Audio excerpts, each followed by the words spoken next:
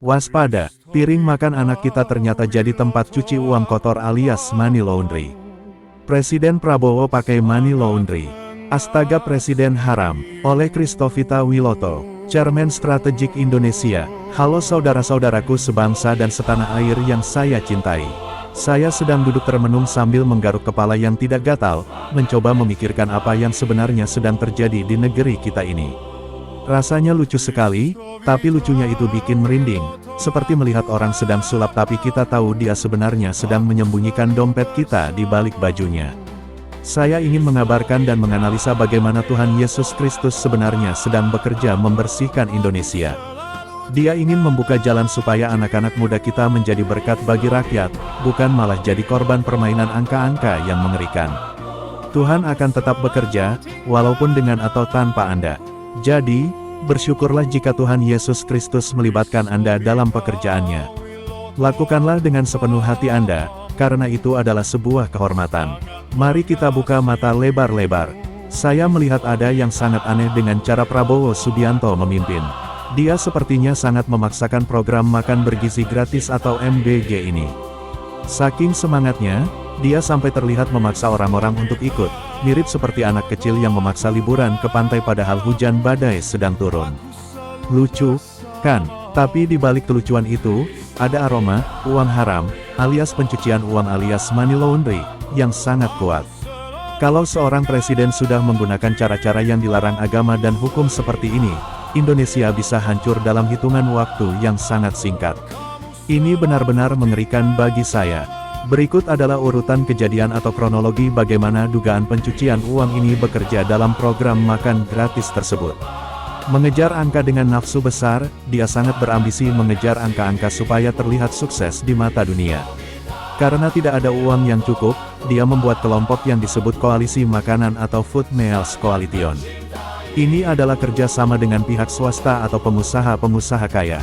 Pengusaha jadi, bang, dadakan, lucunya, perusahaan-perusahaan ini diminta membiayai dulu makanan untuk anak-anak kita.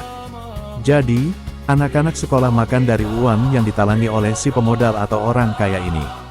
Sistem tagih-menagih yang ribet, nanti setelah anak-anak selesai makan, pengusaha ini akan menagih uangnya. Mereka menagih ke sebuah yayasan, lalu yayasan itu menagih lagi ke Badan Gizi Nasional.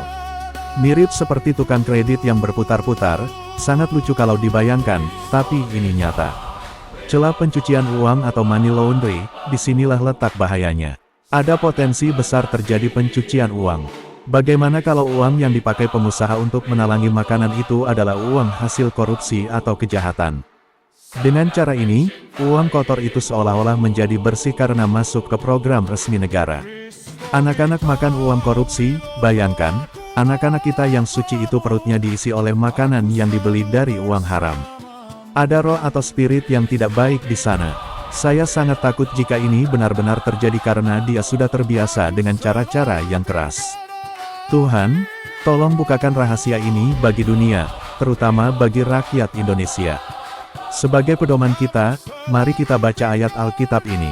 Amsal pasal 10 ayat 2, harta benda yang diperoleh dengan kefasikan tidak berguna, tetapi kebenaran melepaskan dari maut.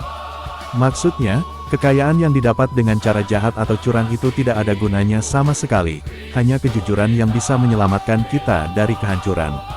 Amsal pasal 28 ayat 8, orang yang memperbanyak hartanya dengan riba dan bunga, mengumpulkan itu untuk orang-orang yang mempamerkan belas kasihan kepada orang-orang lemah.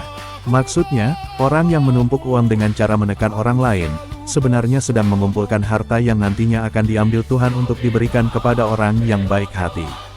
Lukas pasal 12 ayat 2, tidak ada sesuatu pun yang tertutup yang tidak akan dibuka, dan tidak ada sesuatu pun yang tersembunyi yang tidak akan diketahui. Maksudnya, lucu sekali jika dia pikir bisa menyembunyikan kejahatan, karena Tuhan pasti akan membongkar semua rahasia gelap itu sampai terang benderang. 1 Timotius pasal 6 ayat 10, karena akar segala kejahatan ialah cinta uang. Sebab oleh memburu uanglah beberapa orang telah menyimpang dari iman dan menyiksa dirinya dengan berbagai-bagai duka. Maksudnya, semua kejahatan berawal dari nafsu mengejar uang, dan orang yang mengejar uang dengan cara haram hanya akan membuat dirinya sendiri menderita.